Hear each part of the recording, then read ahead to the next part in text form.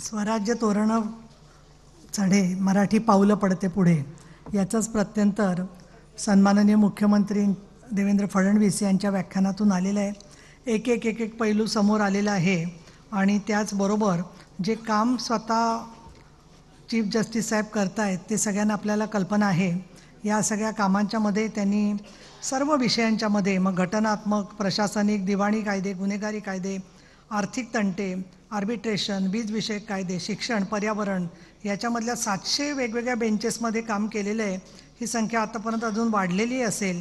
300च्या वर घटनात्मक निकाल दिलेले आहेत आणि या पार्श्वभूमीवरती त्यांनी संपूर्ण सर्वोच्च न्यायालयाची संस्था ही पारदर्शी व्हावी या दृष्टीने जसे प्रयत्न केलेत तसंच अनुसूचित जाती जमातींमधल्या क्रीमी लेअरच्या संदर्भातली सुद्धा त्यांची ऐतिहासिक जजमेंट आहेत.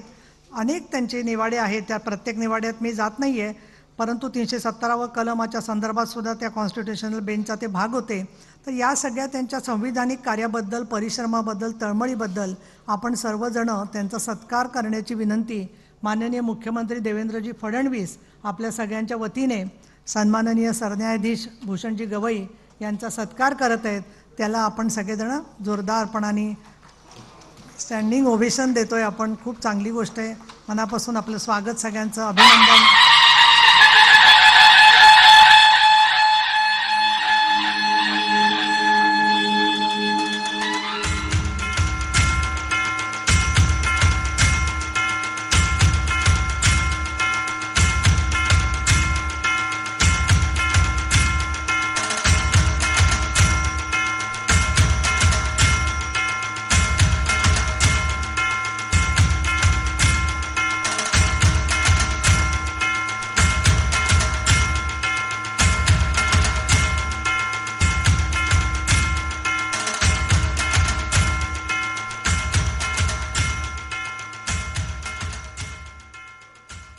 यानंतर आजचा जो मुख्य आपला विषय आहे त्याच्यामध्ये भारताचे सरन्यायाधीश श्री भूषणजी गवई